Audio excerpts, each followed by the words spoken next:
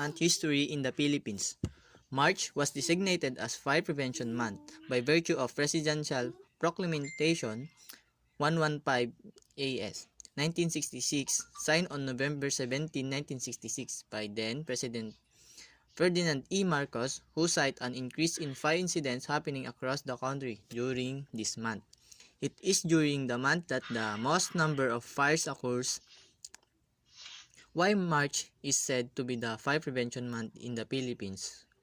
March came to be the fire prevention month since that time of the year showed the highest record of fire incidents in the country according to the data released by National Statistical Coordination Board. How to prevent fire in your home?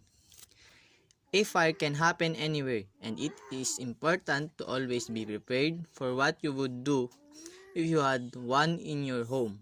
Likewise, it is just important to look at all of the ways that you can prevent one from happening in the first place. You want to know how to prevent fire in your home to protect it and the ones you love. Of course, there are the more obvious things that you can buy to protect your home against fire, such as smoke alarms, fire extinguisher, having an escape plan, and even fireproof safe deposit box to protect your valuables. The truth is, however, there are some very simple steps that you could be doing to keep yourself safer, and if you start right now, you may be able to prevent a problem before it. First, unplug items you're not using. Excess electricity flowing through items in your home can always be a potential fire hazard. Think like computers, TV, game system, and a whole lot more use electricity even when they're not on.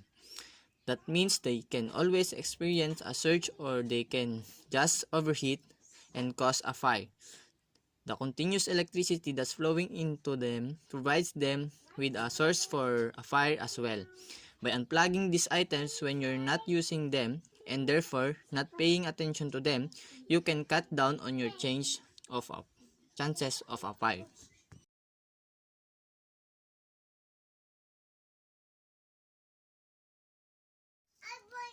Keep flammable items away from heat. Flammable items like fabric, papers, and even hair should always be kept away from excessive heat or flame.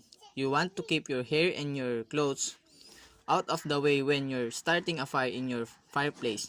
You want to keep the stack of papers away from your wax melter. You also want to make sure that you're watching closely for anything that could turn into a problem. You don't want a fire to pop up anywhere and that means watching heat source and anything close to them. Second, put out the fire. If you have a fireplace, it is important to always watch what you're doing as well. You want to make sure that you put out the fire well before you're going to leave the area. That way, you can watch the fireplace and make sure that the fire doesn't pop back up. Embers can continue to smolder and burn, and logs can continue to have flames inside of them that show up much later. You want to make sure you completely smother the fire, and then watch for anything else that might show up later, before you go to bed or leave the house. The clutter. Clutter in your home is actually one way that fires can not only start spontaneously, but also that they can spread excessively. By keeping less clutter in your home, you'll be able to cut down on your risk and also make it more likely that you can save your home in the event of a fire. Too many things cluttering the area can give the fire plenty of space to spread to, so make sure you keep your home a little more organized and getting rid of some of the excess clutter. Check the electrical frequently. That doesn't mean you need to dig into the walls in your home to check electrical wire, but you should be checking anything that visible. Monitor the wall outlets in your home and pay attention to any that should suddenly don't work. It could be evidence of a problem behind the walls. Look for cords to your electric belongings that are frayed or damaged. This could be sign of problem as well, and you don't want to plug them into your electrical system if you don't there's problem already. Keep the debris down. Keeping debris away from the outside of your home is also important. Things like firewood, leaves, and other flammable materials can easily catch fire from stay edge of sparks.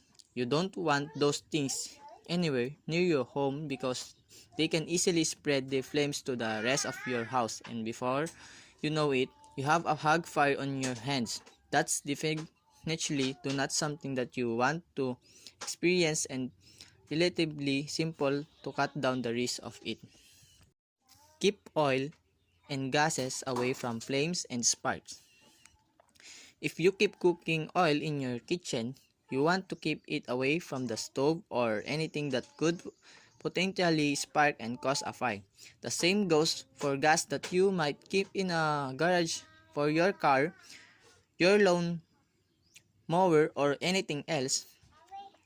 You want to keep the gas away from a potential spark or flame by carefully continuing these things.